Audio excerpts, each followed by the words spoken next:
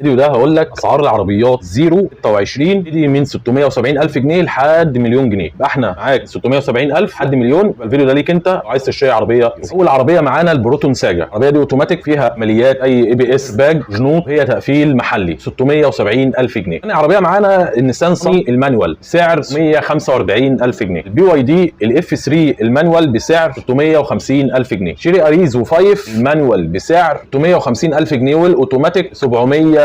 صني الاوتوماتيك ب 735,000 جنيه. الاف 3 الاوتوماتيك ب 750,000 جنيه. الاف 3 اللي هي البي واي دي اف 3 اوتوماتيك 750,000 جنيه. الاكسنت الار بي 800,000 جنيه. الاوبترا الجديده 745,000 جنيه. جي ال ام جراند ب 890,000 جنيه. الانترا اتش دي ب 990,000 جنيه. والام جي 5 ب 990,000 جنيه. بايك 5 بلس 920,000 جنيه. سويفت الهاتش باك ب 870,000 جنيه. الديزاير الجديده بسعر 835,000 جنيه. السنترا الرسمي ب 888,000 جنيه. الاستلام فوري في المعارض ب 990,000 جنيه. جاك اس 2 740,000 جنيه. جيلي جي اكس 3 برو 830,000 جنيه. الشيري تيجو 4 برو ب 900,000 جنيه. الكاي 3 برو ب 915. دي قائمه اسعار ما تحت المليون العربيات الزيرو. في حاجات فيهم اسعارها مبالغ فيها وطلع رقم مش قيمه مقابل سعر، وفي حاجات فيهم افضل من انك تروح تشتري عربيه مستعمله، زي مثلا البروتون ساجا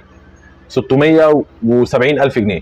هي نزلت باقل من كده بس دلوقتي بقت ب 670,000 جنيه. اما مثلا العربيات اللي سعرها مبالغ فيه ومش قيمه قصاد سعر، زي مثلا السنترا ب 888 سعر رسمي وما ما بتستلمش، اما في الاستلام ب 990,000 جنيه، فرقمها مش قيمه مقابل سعر نهائي. مع فيتيس طبعا سي في تي اللي ناس كتير اشتكت منه، زي مثلا برضو السويفت الهاتشباك سعرها 870,000 جنيه، رقم برضو مش قيمه مقابل سعر نهائي. برضو الديزاير برضو مش قيمه مقابل سعر خالص. الاوبترا الجديده 745 وده رقم برضو يعني معقول شويه كقيمه مقابل سعر. الشيري اريزو برضو قيمه مقابل سعر كويسه جدا 705,000، رقم كعربيه وكماليات، لا عربيه كويسه جدا، سعرها معقول. في حاجات خرجت نفسها بره المنافسه وفي حاجات داخله جوه المنافسه.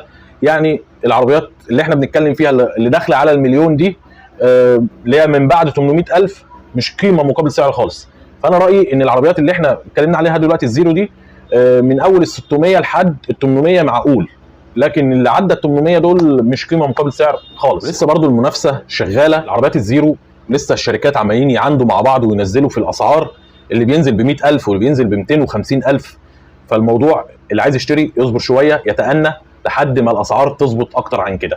لكن لو هتشتري في العربيات اللي هي الفئه اللي هم خلاص بقى نزلوا، زي مثلا الصني الشيري اريزو، العربيات دي قيمه